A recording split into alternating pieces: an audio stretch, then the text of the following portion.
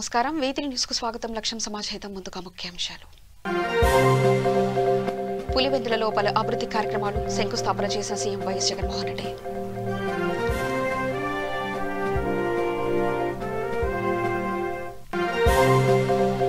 శరణం family shopping mall సిబ్బందిపై లాలాపేట పోలీసుల వేధింపులు పోలీసులు కక్షపూరితంగా వ్యవహరిస్తున్నారంటూ ఆరోపిస్తున్న యాజమాన్యం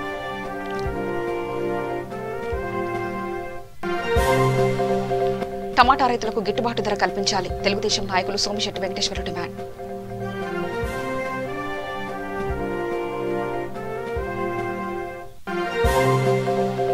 వైసీపీ ప్రభుత్వం అక్రమాలకు పాల్పడితే సహించేది లేదు హెచ్చరించిన భారతీయ జనతా పార్టీ నేతలు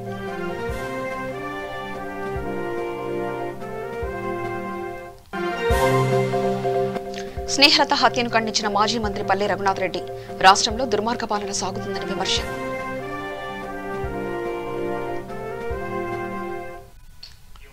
పులివెందులలో ఆంధ్రప్రదేశ్ ముఖ్యమంత్రి వైఎస్ జగన్మోహన్ రెడ్డి టీడీటీ కళ్యాణ మండపం ఎదురుగా నూతనంగా నిర్మించబోతున్న ఆర్టీసీ డిపోకు శంకుస్థాపన చేశారు అదేవిధంగా గండికోట రిజర్వాయర్ పులివెందుల పట్టణ అభివృద్ధికి సంబంధించిన వైఎస్ రాజశేఖర రెడ్డి మెమోరియల్ పార్కుకు భూమి పూజ చేశారు ఈ కార్యక్రమంలో deputy CM SB Amjad Basha విద్యాశాఖ మంత్రి Adimulapu Suresh Kadapa MP YS Avinash Reddy collector C Harikiran భారీ సంఖ్యలో కార్యకర్తలు నాయకులు ప్రజలు పాల్గొన్నారు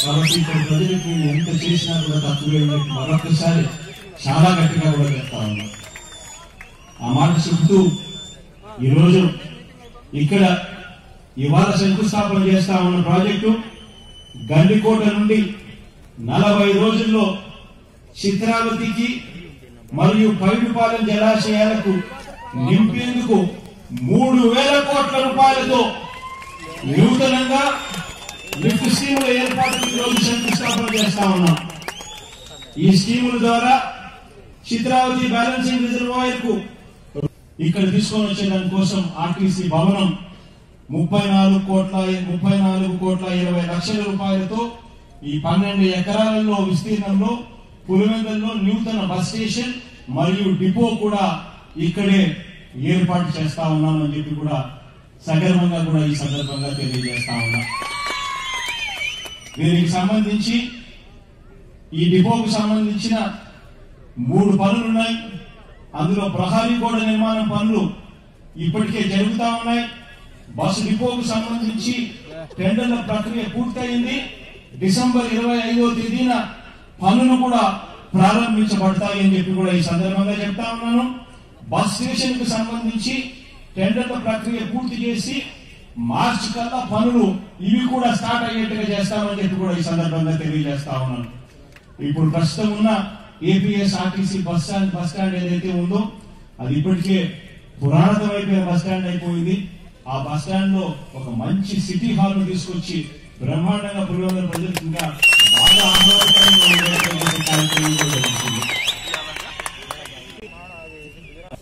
ప్రముఖ పుణ్యక్షేత్రమైన ఉన్న ప్రముఖ శిల్పారామం ఉంది 12 టీఎంసీలు దాటి నింపని పరిస్థితిలో ఉన్న రిజర్వాయర్లలో నీళ్లు 27 టీఎంసీలు ఎందుకు నింపలేకపోతా ఉన్నాము అని చెప్పి అడిగే పరిస్థితి నుంచి 10 టీఎంసీల కెపాసిటీ చిత్రావతిలో పడి ఉన్నా కూడా నీళ్లు ఎందుకు నింపని పరిస్థితి ఉంది అని చెప్పి అడిగే పరిస్థితి నుంచి ఈ 18 నెలల కాలంలో నిజంగా మనసు పెడితే చిత్తశుద్ధి ఉంటే రైతులకు మంచి చేయాలి అని చెప్పి సిన్సియర్ గా ఆలోచన చేస్తే ఎలా చేయగలుగుతామని చెప్పి ఈ రోజు దాదాపుగా 1000 కోట్ల రూపాయలు 2 ప్రాజెక్టుల మీద పెట్టి R&R ఇచ్చి ఈ రోజు నేను నింపి చూపిస్తా ఉన్నాము అంటే ఇది మన చిత్తశుద్ధికి రైతుల మీద ప్రేమ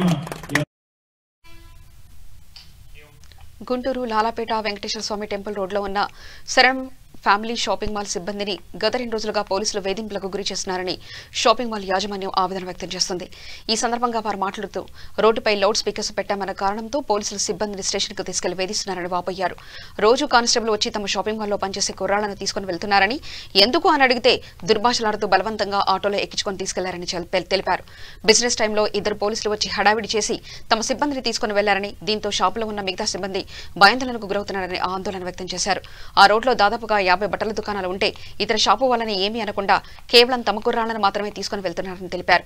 ఎవరో పనుగట్టుకుని పోలీసుల ద్వారా కక్ష సాధిస్తున్నారన్న అనుమానం తమకు కలుగుతుందని షాప్ యాజమాన్యం సిబ్బంది తెలియజేస్తున్నారు.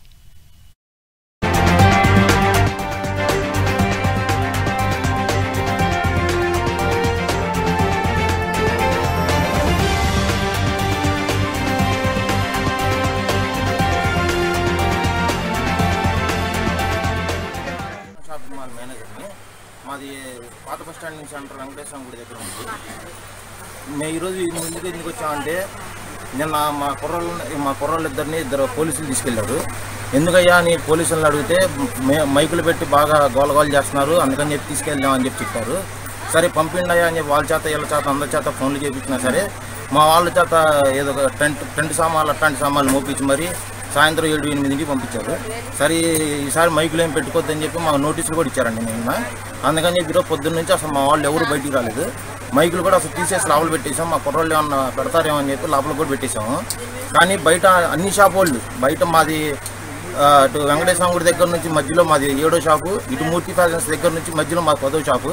అయినా సరే మమ్మల్నే తీసుకెళ్లారు. ఈరోజు మేము మైకులు పెట్టలేదు, ఏం పెట్టలేదు. కనీసం బయటకు వచ్చి పిల్లల్ని కూడా ఎవరిని పిలవలేదు. మేము ముందోళ్ళు అంతమంది పిలిచారు, ఇటు పక్కన వాళ్ళు అంతమంది పిలిచారు, మైకులు పెట్టారు. అయినా సరే వాళ్ళని ఎవరిని పిలవలేదు.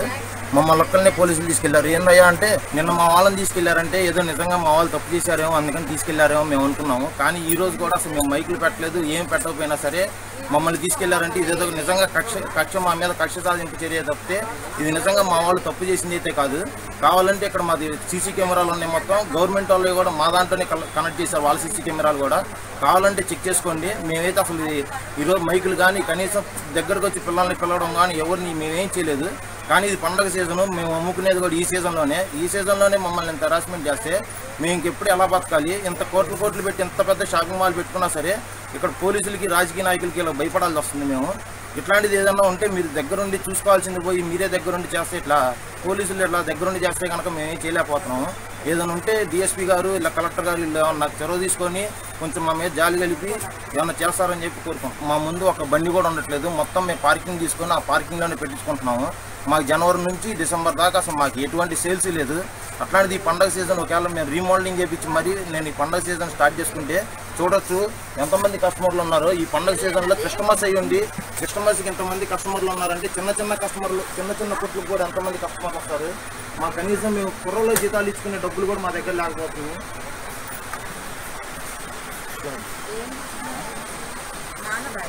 చూడండి మేడం, అసలు మాకు ఎవరు ఎంతమంది ఉన్నారు, మా స్టాఫ్ ఎంతమంది ఉన్నారు, కుర్రోళ్ళు ఎంతమంది ఉన్నారు, వచ్చిన కస్టమర్లు ఎంతమంది ఉన్నారు, 2 కస్టమర్లు ఉన్నారు. కింద నుంచి పైదాకా 4 అంతస్తుల బిల్డింగ్లో 4 కస్టమర్లు అంటే మేము ఏ రకంగా అమ్ముకోవాలి, ఏ రకంగా చేసుకోవాలి, ఎంత మా వల్ల ఎంత ట్యాక్స్లు వస్తున్నాయి, ఎంత వస్తున్నాయి, ఇవన్నీ ఆలోచించుకోవాలి. కాబట్టి నెక్స్ట్ నుంచి అన్నా సరే మా మీద ఒక్కటే కాన్సన్ట్రేషన్ కాకుండా అన్ని షాపుల మీద కాన్సన్ట్రేషన్ పెట్టండి. అందరితో ఎలా ఉన్నారో మాతో కూడా అలానే ఉండండి. ఏ షాప్ వాళ్ళని తీసుకెళ్ళలేదు, మా ఒక్క షాప్ వాళ్ళని తీసుకెళ్తున్నారు. అసలు పోలీసులు నిజంగా బాగా జనాలు ఎక్కువ ఉన్న టైంలో మా వాళ్ళని పోలీసులు తీసుకెళ్తున్నారు. ఒకవేళ వీళ్ళు ఏమైనా తప్పు చేస్తున్నారేమో అనుకొని వచ్చే కస్టమర్లు కూడా రాకుండా వెనక్కి వెళ్ళిపోతున్నారు. కాబట్టి అసలు ఏం జరిగింది, ఎందుకు మేము నిజంగా ఏమైనా తప్పు చేస్తే చెప్పండి. మీరు ఎట్లా తప్పు చేస్తున్నారు, మీ వాళ్ళని ఇలా తీసుకెళ్తున్నాం అని చెప్పి చెప్పండి. కనీసం ఏమీ చెప్పకుండా కుర్రల్ని ఎత్తుకెళ్తున్నారు. ఎందుకు తీసుకెళ్తున్నారు అని అడిగితే ఏదంటే స్టేషన్లోకి వచ్చి మాట్లాడమంటున్నారు. ఏ police station? Lalapet police station అండి. ఎవరు వచ్చేది? ఎవరు కానిస్టేబుల్ నిన్నైతే మఫ్తీలో వచ్చారు, ఆటో డ్రైవర్ పిలిచారు మమ్మల్ని.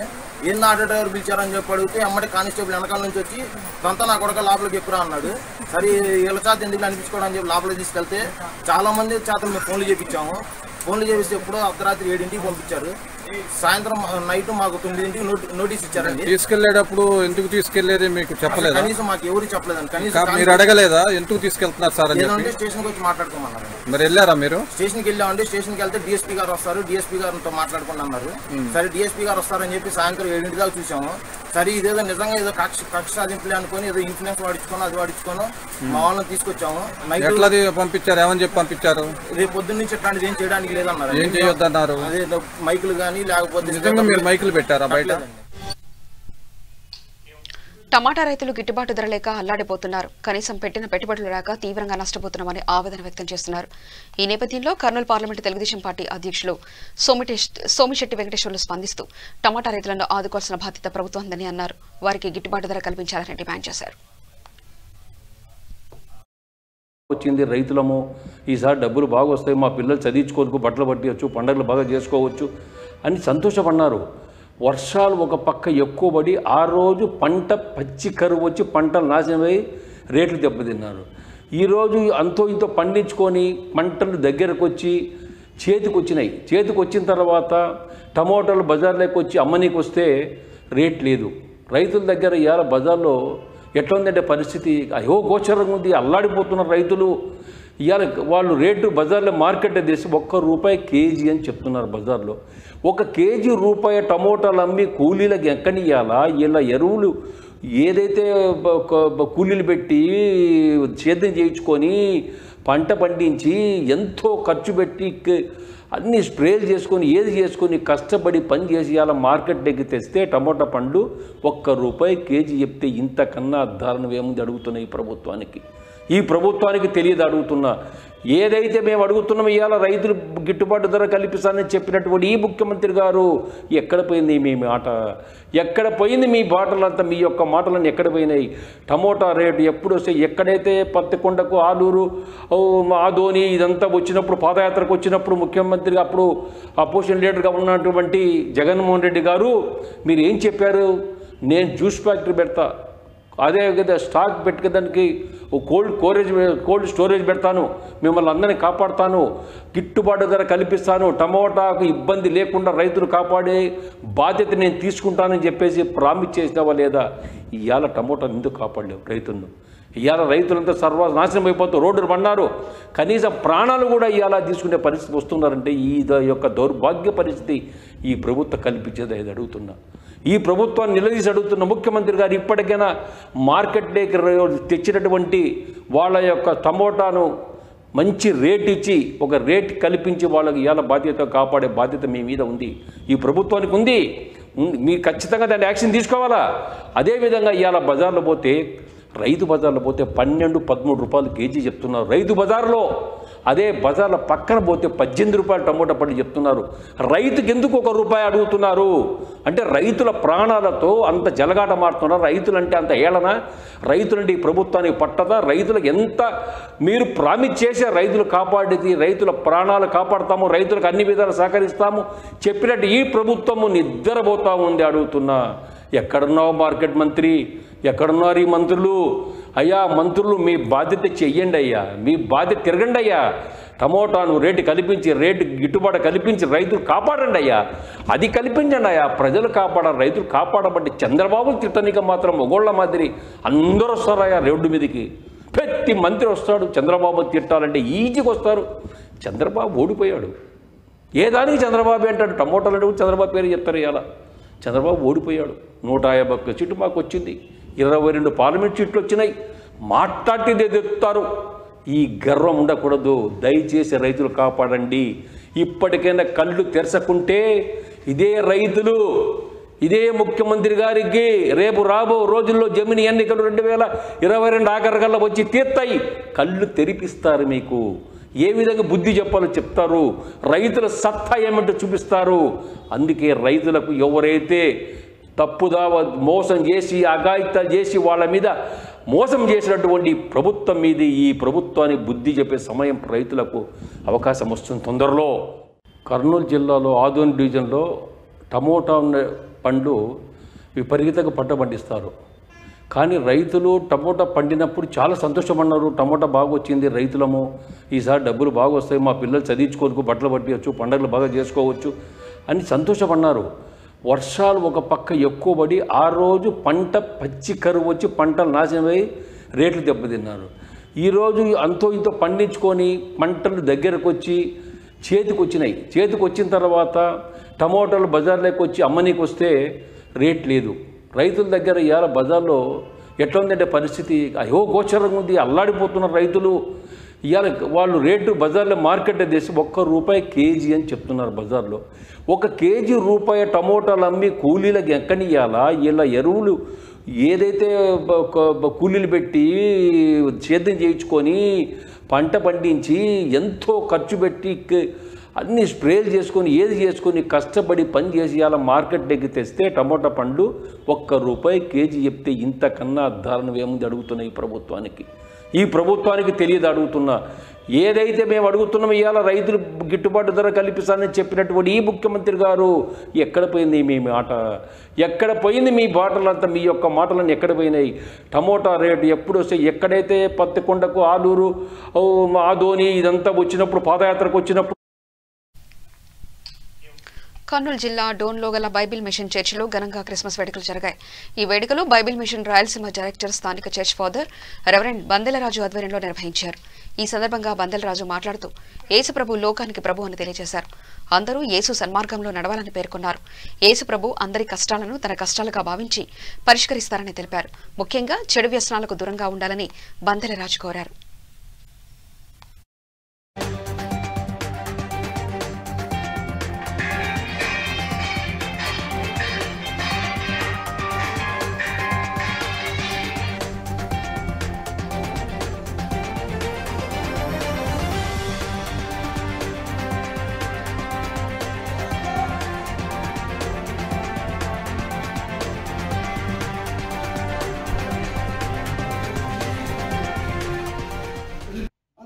మరణాత ప్రభునందు ప్రియమైన దేవుని విశ్వాసులారా, దేవుని మహాకృపను బట్టి ఈ 2020 సంవత్సరంలో ఈ డిసెంబర్ మాసంలో 25వ తేదీ నాడు భూలోకమంతటికి ప్రపంచ మానవాళికి ఒక శుభప్రదమైనటువంటి పండుగ క్రిస్మస్ పండుగ. ఈ పండుగ ప్రజలందరికీ సంతోషం కలిగించే పండుగ. ప్రజల రక్షకుడైన యేసుక్రీస్తు ప్రభువారు మానవాళిగా కన్యామరి గర్భమునందు జన్మించిన ఆ మహామహిమగల దేవుని రాక ఈ పండుగ పర్వదినముగా భావించుచున్నారు. ప్రజలందరికీ క్షేమము, ఆరోగ్యము, ఆయుష్కాలము దేవుడు తన దివ్యమైన ఆశీర్వాదం ద్వారా బ్రతుకు దినముల కాలమంతయు ఆయన కృపాక్షేమములు రావాలని దేవుని దేవదాసయ్య గారు బయలుపరిచిన బైబిల్ మిషన్ రాయలసీమ డైరెక్టర్గా కర్నూలు జిల్లా కౌతాల మండల కేంద్రంలో భారతీయ జనతా పార్టీ కార్యాలయంలో మీడియా సమావేశం నిర్వహించారు. ఈ సమావేశంలో బీజేపీ నేత పురుషోత్తం రెడ్డి మాట్లాడుతూ వైసీపీ ప్రభుత్వం రౌడీయిజం, గుండాయిజం, అవినీతి అక్రమాలకు పాల్పడితే సహించేది లేదని హెచ్చరించారు. తుంగభద్ర పుష్కరమ ఘట్లలో ఎవరైతే అవినీతికి పాల్పడ్డారో వారిని వదిలిపెట్టే ప్రసక్తే లేదన్నారు. ఈ సమావేశంలో బీజేపీ రాష్ట్ర కార్యవర్గ సభ్యుడు మరియు high court senior advocate Purushottam Reddy మాట్లాడుతూ వైసీపీ ప్రభుత్వం రాష్ట్రంలో అధికారంలోకి వచ్చిన తర్వాత దౌర్జన్యం, అవినీతి, గుండాయిజం పెరిగిపోయిందన్నారు. అవినీతి అక్రమాలకు అరికట్టడమే భారతీయ జనతా పార్టీ లక్ష్యమన్నారు. ఈ కార్యక్రమంలో బీజేపీ కిసాన్ మోర్చా జిల్లా అధ్యక్షుడు రామకృష్ణ, కౌతాల మండల అధ్యక్షుడు వెంకన్న తదితరులు పాల్గొన్నారు. ప్రతి చోట అవినీతి అరాచకం. ఇది ఎక్కడ మొదలైంది? ఈ కౌతలంలో ఉన్న ఆయన ఎవరు వైసీపీ నాయకుడు దేశాయ కృష్ణ ఉదుకుందీరానికి 1,80,00,000 ఎగరగొట్టినప్పటి నుంచి నిన్న మొన్న జరిగిన తుంగభద్ర పుష్కరాల వరకు కూడా మొత్తం అవినీతి. ఒక ఆయనేమో మినిస్టర్ ఏమో ఆయన సొంత గ్రామంలోన ప్యాకాట నడుస్తుంది, ప్యాకాట చాలా హై స్టేక్స్తో నడుస్తున్నాయి, లక్షల కోట్ల రూపాయలు అక్కడ టర్న్ ఓవర్ అవుతున్నదని పోలీసు వాళ్ళు పోతే అక్కడ పోలీసు వాళ్ళనే కొట్టాను. నేను ఆయనకు సంబంధం ఉందా లేదా అని అడిగితే నాకు 33 బెదిరింపు కాల్సి వస్తాయి. చంపుతాం, పొడుస్తాం, నరుకుతాం. ఏంది నన్నిది? ప్రజాస్వామ్యంలో ఉన్నామా లేకపోతే ఈ అరాచక ప్రభుత్వంలో ఉన్నామా? ఒక హైకోర్టు జడ్జి తీర్పు చెప్తూ ఇప్పుడున్న ప్రభుత్వం మీద ఈ ప్రభుత్వాన్ని కటిస్ట్రో కసి అని రాశాడు. ఇంతకంటే ఏం అవసరం లేదు. ఒక హైకోర్టు జడ్జి తన తీర్పులో ఇప్పుడున్న ప్రభుత్వం దిస్ ఈజ్ రూల్డ్, ఈ రాష్ట్రాన్ని రౌడీ ఎలిమెంట్స్ పరిపాలిస్తారు, అదాచక శక్తులు పరిపాలిస్తారు అంత వరకు వచ్చింది ఈ ప్రభుత్వాన్ని. కాబట్టి దీన్ని ఎదుర్కోవాలంటే ఒక్క బీజేపీని ఎదుర్కోగలదు. ఇప్పుడు మినిస్టర్ మీద బిల్లు ఫైల్ చేసినాము, అది హైకోర్టులో పెండింగ్ ఉన్నది. ఆయనకు గుమ్మనూరు గ్రామంలో జరిగే పేకాటకు ఈయనకు సంబంధం ఉందా లేదా అనే దాన్ని విచారణ చేయడానికి సిబిఐ ఇన్వెస్టిగేషన్ పెట్టాలని హైకోర్టులో ఫైల్ చేసినాను. అది ఇప్పుడు ఇంకా పెండింగ్ ఉంది. వచ్చే వారం విచారణ జరగచ్చు. దాని తర్వాత ఏమైంది? ఆందోళనలోన దురదృష్టం ఏమంటే అన్నీ బీజేపీ దృష్టికే వస్తున్నాయి. ప్రజలు ఎవరైతే బాధితులు ఉన్నారో, ఎవరైతే అమాయకులు ఉన్నారో, ఎవరైతే బాధింపబడుతున్నారో, ఎవరైతే అవినీతికి గురవుతున్నారో వాళ్ళంతా కూడా మా దగ్గరికి వస్తున్నారు, మాకు చెప్పుకుంటున్నారు. మరి టీడీపీ 5 సంవత్సరాలు ఉన్న ఈ నాయకులు ఎక్కడున్నారని ఈ నాయకులు. అనంతపురం జిల్లా ధర్మవరంలో స్నేహలతపై జరిగిన హత్యాకాండను మాజీ మంత్రి పల్లి రఘునాథ్ రెడ్డి ఖండించారు. రాష్ట్రంలో దుర్మార్గపు పాలన సాగుతుందన్నారు. వైఎస్ జగన్ తన పదవికి తక్షణమే రాజీనామా చేయాలని డిమాండ్ చేశారు. హత్యకు పాల్పడిన వ్యక్తులను ఉరితీయాలని, స్నేహలత కుటుంబానికి 30 లక్షల రూపాయల పరిహారం ఇవ్వాలని కోరారు. మహిళలపై దాడులు జరుగుతున్నప్పటికీ ప్రభుత్వం మాత్రం నిమ్మకు నీరెత్తినట్లు వ్యవహరిస్తుందని ఆయన విమర్శించారు. ధర్మవరంలో స్నేహలతపై 2 యువకులు వేధించి కాల్చి చంపడం దుర్మార్గమని, అటువంటి వారిని కఠినంగా శిక్షించాలని, ఆ 2ని ఉరితీయాలన్నారు. అత్యాచారాలు, హత్యలు గురవుతున్నారంటే, సభ్య సమాజం తలవంచుకునే రీతిలో సంఘటనలు జరుగుతున్నాయంటే జగన్మోహన్ రెడ్డి గారి ప్రభుత్వం ఇమీడియట్గా రాజీనామా చేయాలి. కారణం ఏమంటే, ధర్మవరంలో నిన్న ఎస్బీఐలో చిరుద్యోగిగా పనిచేస్తున్న స్నేహలత అనే అమ్మాయిని 2 యువకులు చాలా రోజుల నుంచి పీడిస్తున్నారు. వాళ్ళ తల్లిదండ్రులు పోలీసులు రిపోర్ట్ చేసినా కూడా పోలీసులు లెక్కలేకేసుకోలేదు, వాళ్ళ మాట పట్టించుకోలేదు, నిర్లక్ష్యం చేశారు. ఆ నిర్లక్ష్యానికి ఫలితంగానే ఈరోజు ఆ అమ్మాయి హత్యకు గురైంది. దారుణంగా హత్య చేయడమే కాకుండా ఆ 2 యువకులు అమ్మాయి మీద కాగితాలు వేసి అంటించి సజీవ దహనం చేశారంటే ఇంతకంటే కిరాతకం ఎక్కడుంటుంది సార్, ఆలోచన చేయాలి. ఇది ఒక్కటే కాదు, మన ఎర్రగొప్పల్లో నల్లమాట మండలంలో ఒక అనంతపురం జిల్లా ఉరవకొండ నియోజకవర్గ పరిధిలోని రాకెట్ల గ్రామంలో పేదలకు ఇళ్ల పట్టాల పంపిణీ నేపథ్యంలో ఇళ్ల పట్టాల పండగ పేరుతో వైఎస్ఆర్సీపీ మాజీ ఎమ్మెల్యే వై విశ్వేశ్వరరెడ్డి భారీ ర్యాలీ నిర్వహించారు. ఈ ర్యాలీలో డిప్యూటీ కలెక్టర్, ఉరవకొండ నియోజకవర్గ ఇన్ఛార్జ్ అధికారి నిశాంత్ రెడ్డితో పాటు లబ్దిదారులు భారీగా పాల్గొన్నారు. ఈ సందర్భంగా విశ్వేశ్వరరెడ్డి మాట్లాడుతూ రాష్ట్రంలో ఒకేసారి 30 లక్షల ఇళ్ల పట్టాల పంపిణీ చేయడం ప్రపంచ రికార్డని పేర్కొన్నారు. ఉరవకొండ నియోజకవర్గంలో 25,000 ఇళ్లు మంజూరయ్యాయని, రాష్ట్రంలో ఇది 2వ అత్యధికమని తెలిపారు. రాబోయే 15 రోజులు పండగల ఇళ్ల పట్టాల పంపిణీ కార్యక్రమం జరుపుకుందామని పిలుపునిచ్చారు.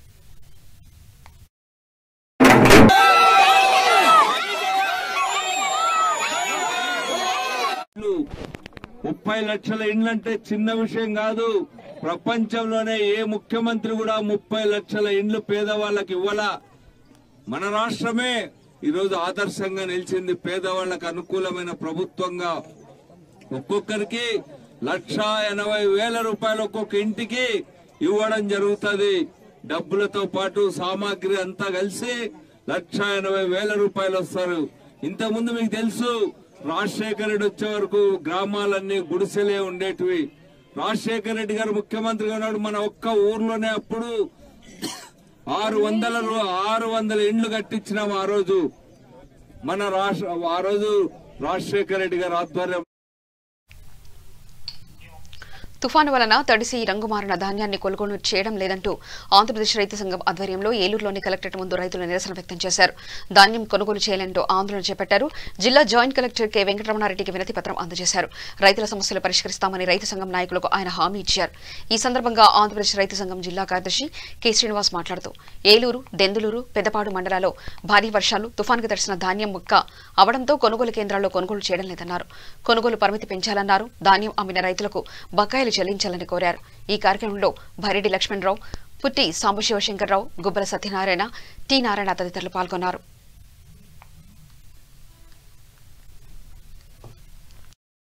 జిల్లాలో ధాన్యం కొనుగోలులో రైతులు అనేక సమస్యల్ని ఎదుర్కొంటా ఉన్నారు. ప్రధానంగా నివర్ తుఫాన్ వల్ల, అలాగే భారీ వర్షాల వల్ల పంట అంతా కూడా తడిసిపోయింది. ఆ తడిచిపోయిన పంట మొక్కైపోతుందని చెప్పేసి ఈరోజు మిల్లర్లు ఈ ధాన్యం కొనుగోలు చేయడం లేదు.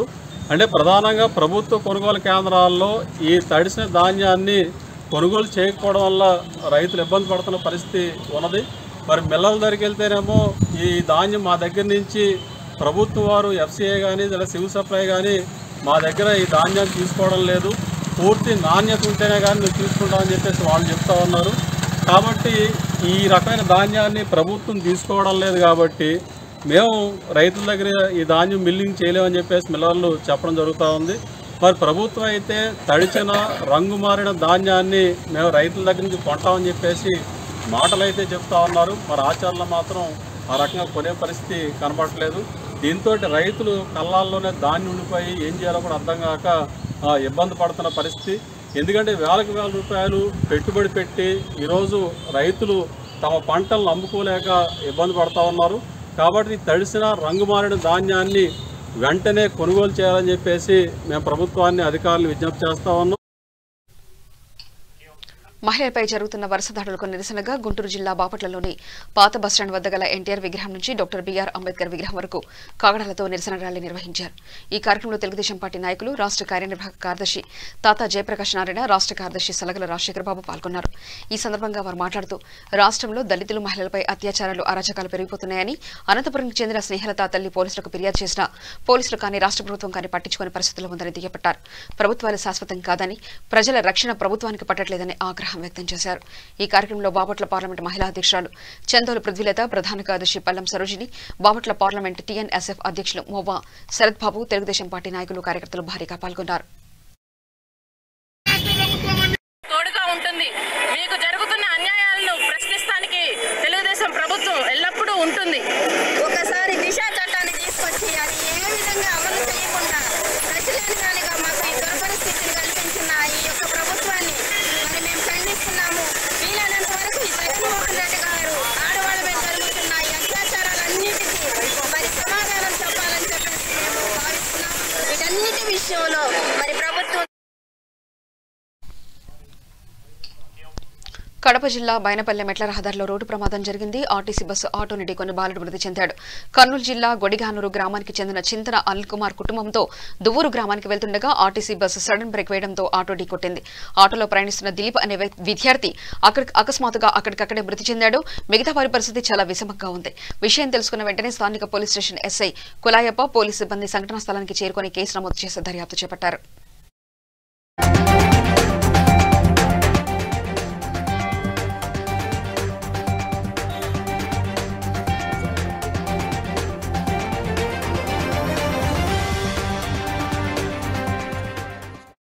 అంటే బస్సు మోటార్ తగిలించాక ఉల్ల సైడ్ నా పిల్లోడు స్పాట్లో వచ్చి తినిపించి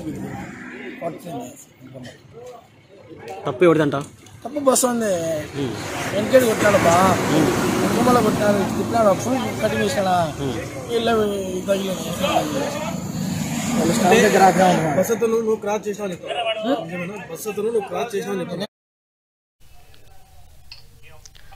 తాడిపత్రి వైఎస్ఆర్సీపీ ఎమ్మెల్యే కేతిరెడ్డి పెద్దారెడ్డిపై గత కొంతకాలంగా జేసీ వర్గీయులు సోషల్ మీడియా వేదికగా తప్పుడు ప్రచారం చేస్తున్నారని ఆయన ఆరోపించారు. దీనిపై ఎమ్మెల్యే పలుమారు పోలీసులకు ఫిర్యాదు చేసి తప్పుడు ప్రచారం చేస్తున్న వారికి వివరణ ఇచ్చినా తీరు మార్చుకోలేదన్నారు. అదే పనిగా దుష్ప్రచారం చేస్తూ ఎమ్మెల్యేను కించపరిచే విధంగా పోస్టులు పెడుతుండడంపై దీనిపై వివరణ కోరేందుకు కేతిరెడ్డి పెద్దారెడ్డి నేరుగా జేసీ దివాకర్ రెడ్డి నివాసానికి వెళ్లారు. ఆ సమయంలో జేసీ సోదరులు ఇద్దరు అందుబాటులో లేకపోవడంతో తిరిగి ప్రయాణమయ్యారు. ఆ క్రమంలోనే అక్కడికి పెద్ద ఎత్తున చేరుకున్న జేసీ వర్గీయులు ఎమ్మెల్యేపైకి దాడికి యత్నించారు. వైఎస్ఆర్సీపీ నేతలు కార్యకర్తలపై రాళ్ల దాడికి పాల్పడ్డారు. రోడ్డుపై వాహనాలకు మంటలు పెట్టారు. ఇరు వర్గాల రాళ్ల వర్షంతో తాడిపత్రిలో ఒక్కసారిగా ఉద్రిక్తత నెలకొంది. ఈ దాడిలో పలు వాహనాల అద్దాలు ధ్వంసం అయ్యాయి. పోలీసు బందోబస్తు తక్కువ కావడంతో పరిస్థితి చేయి దాటింది. సమాచారం అందుకున్న పోలీసులు పెద్ద ఎత్తున ఘటనా స్థలానికి చేరుకుని పరిస్థితిని అదుపులోకి తెచ్చారు.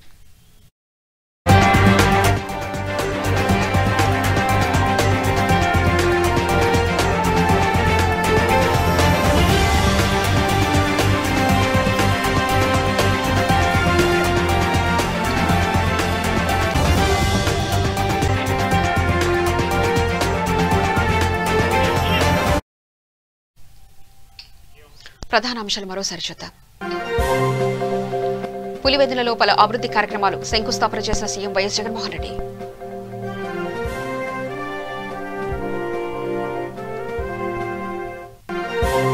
శరణం ఫ్యామిలీ షాపింగ్ మాల్ సిబ్బందిపై లాలాపేట పోలీసుల వేధింపులు, పోలీసులు కక్షపూరితంగా వ్యవహరిస్తున్నారని ఆరోపిస్తున్న యాజమాన్యం.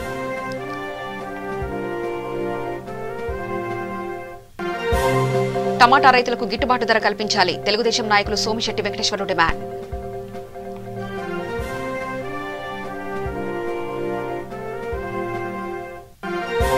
వైసీపీ ప్రభుత్వం అక్రమాలకు పాల్పడితే సహించేది లేదు, హెచ్చరించిన భారతీయ జనతా పార్టీ నేతలు.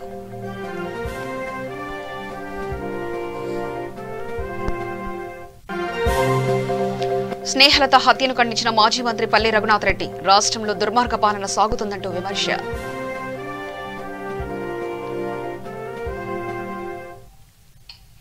సమగ్ర సమాచార శ్రవణతికై చూస్తూనే ఉండండి. V3 న్యూస్ లక్ష్యం సమాచారం.